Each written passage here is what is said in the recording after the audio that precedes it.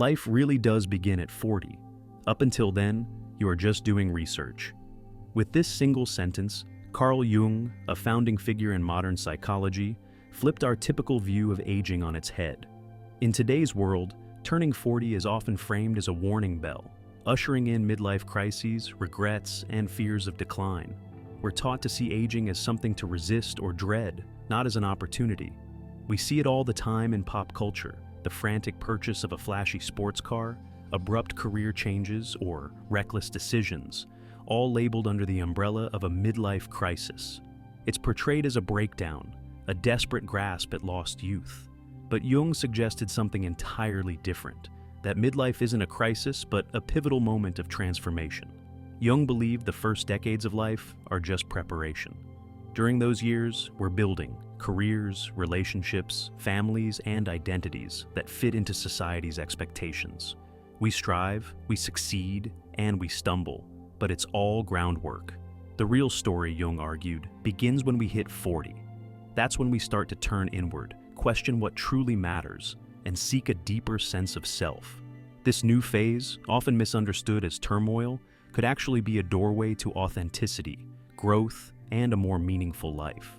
In this exploration, we'll unpack Jung's philosophy on why life takes on a new dimension after 40, why the so-called midlife crisis might actually be an awakening, and how psychological and neuroscientific insights today back up his century-old wisdom.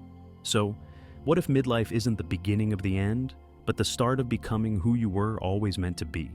To understand why Jung believed life truly begins at 40, we first need to look at what comes before it. The first 4 decades of life are typically a time of rapid growth and constant learning. From childhood through early adulthood, we are busy gathering experiences, forming relationships, and building the foundations of adulthood. During this stage, much of what drives us is external. We focus on education, careers, starting families, and trying to find our place in the world. We learn how to navigate society's expectations, what it means to be successful, how to earn respect, and how to meet the standards set by our communities and cultures. This period is what Jung described as the construction of the persona. The persona is the face we show to the world. It's the identity we craft to fit in, to be accepted, and to achieve what society tells us matters. Whether it's being the hardworking professional, the nurturing parent, or the loyal partner, these roles become central to how we define ourselves during this time. But while the persona helps us function in the world, it's not the full picture of who we are. Underneath the surface, we're also asking deeper questions. Who am I really? What do I want out of life? What makes me feel alive? In our younger years, we're often too busy to fully answer them. We're collecting data, so to speak, testing out different paths, learning through trial and error, and trying to make sense of the world around us. Jung suggested that everything up to this point is research. All of the victories, the struggles, the disappointments, they're preparation.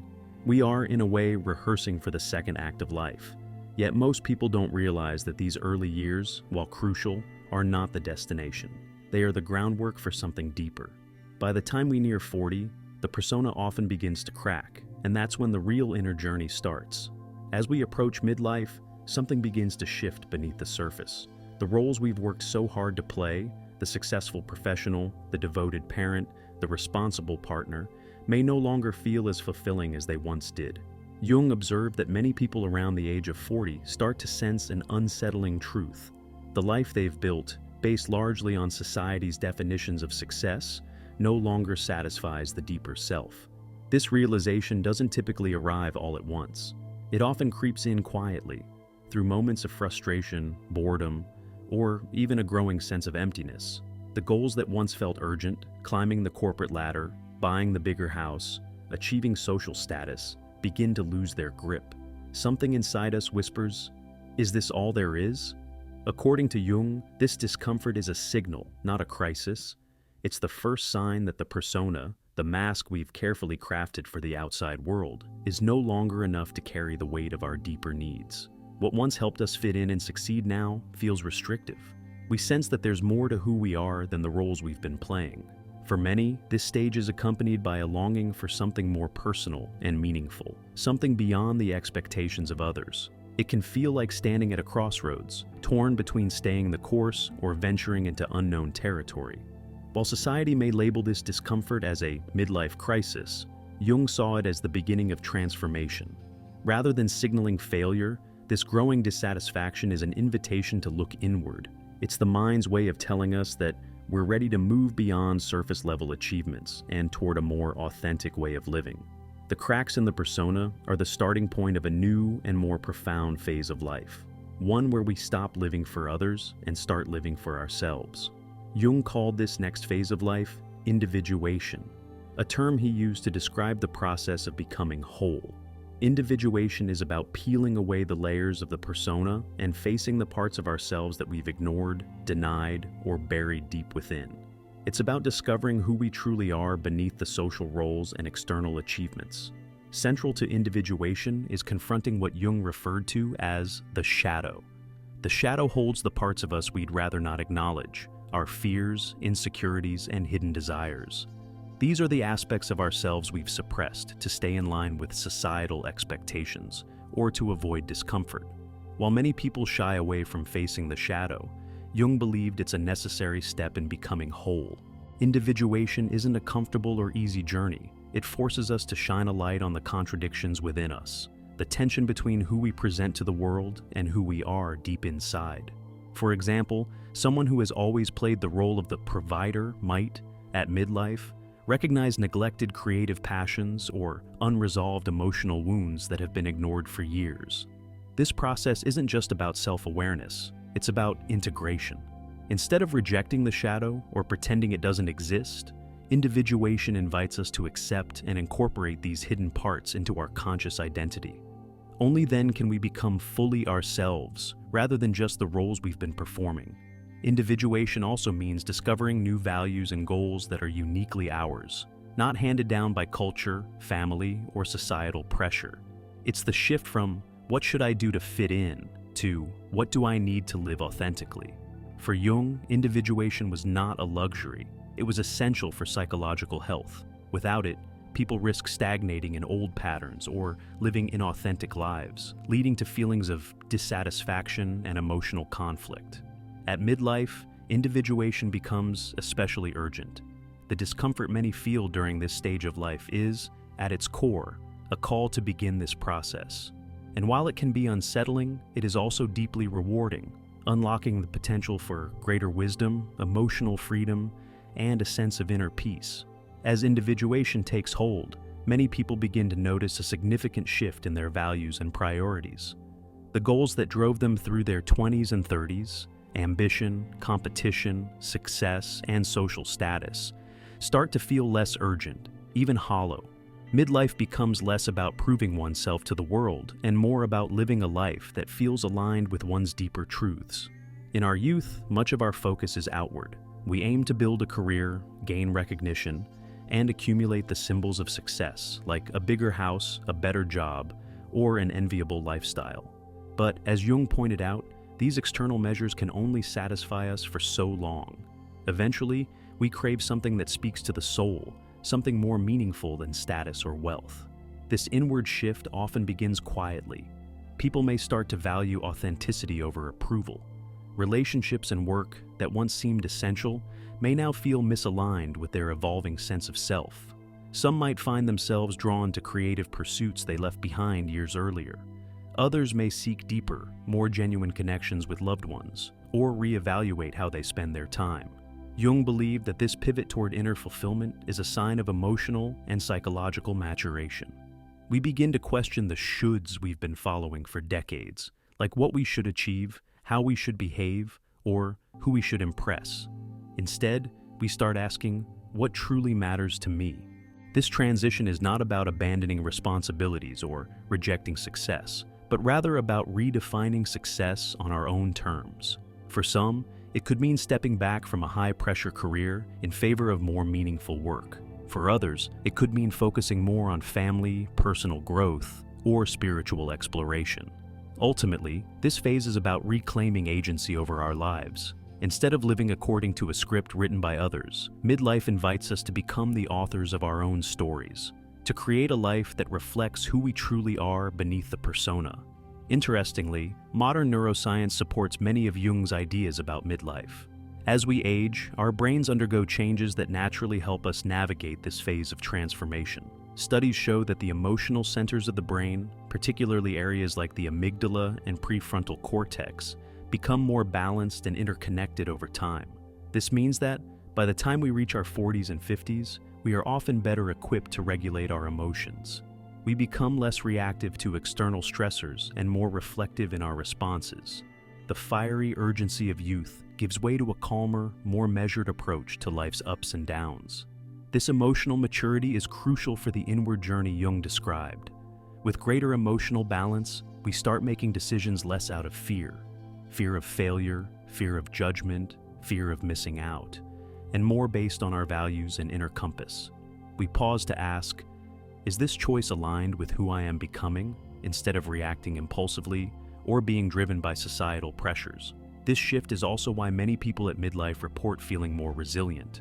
They can navigate challenges, setbacks, and uncertainties with a deeper sense of perspective. Life's difficulties don't disappear, but we handle them with more grace and less anxiety.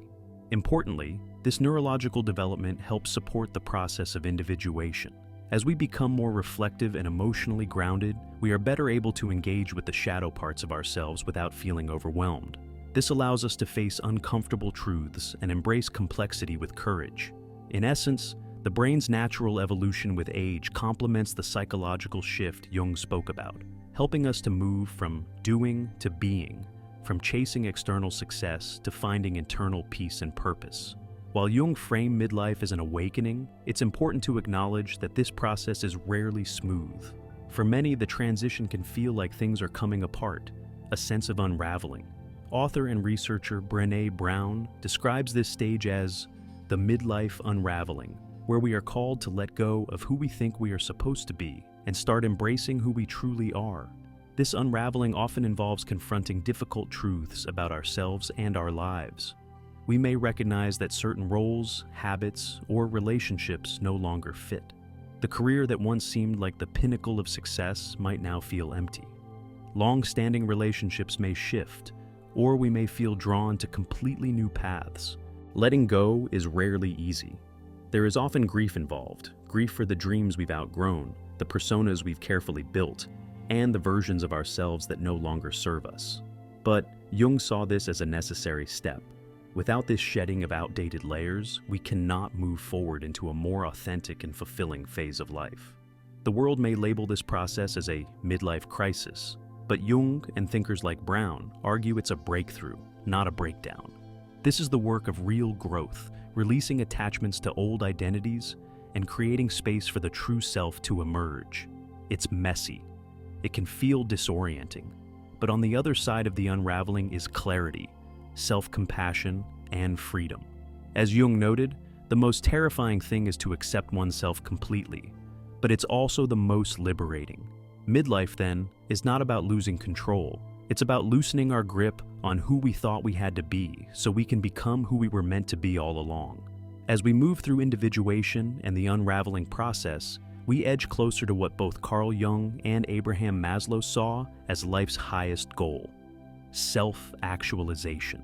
For Jung, this meant becoming whole, integrating all aspects of ourselves, including the shadow, the persona, and the authentic self. For Maslow, it meant realizing one's full potential and living a life of purpose and meaning. At midlife, self-actualization takes on new depth. It's no longer about external achievements like promotions or accolades. Instead, it's about discovering what brings us genuine fulfillment from within. This might involve creativity, service to others, deeper relationships, or personal growth. It's highly individual, which is why midlife can look so different for everyone. Interestingly, research supports the idea that midlife can be one of the most satisfying periods of life. Studies consistently show that people in their 40s, 50s, and beyond often report higher levels of emotional well-being and life satisfaction than their younger counterparts. They are less driven by outside validation and more focused on what brings them lasting joy. The journey towards self-actualization is deeply personal. It's about rewriting the story of our lives on our own terms, stepping away from scripts handed to us by family, culture, or society. It's about embracing complexity, acknowledging both our successes and shortcomings, and living with greater intention. For Jung, this was the real prize of midlife, the freedom to live authentically, to step into a life that reflects our truest self. Midlife, as Carl Jung saw it, is not a period of decline, but a powerful threshold. It is the moment when we stop living according to others' expectations and start living for ourselves. It's when we begin asking the right questions, not "how do I succeed?" but "what makes my life meaningful?" The journey after 40 is one of transformation. It's about integrating all the layers of who we are, the persona we've worn, the shadow we've hidden, and the deeper self we've been quietly seeking. This process is not always easy, but it is deeply rewarding. It offers the potential for wisdom, clarity, and resilience. Rather than dreading midlife, Jung invites us to embrace it. It is not the beginning of the end, but the start of something far more profound, a chance to live authentically and fully. Life really does begin at 40, Jung said, because up until then, you are just doing research. Now is the time to stop researching and start living, to turn inward and create a life that aligns with who we truly are. So, perhaps midlife is not about losing anything. It's about gaining the freedom to become whole.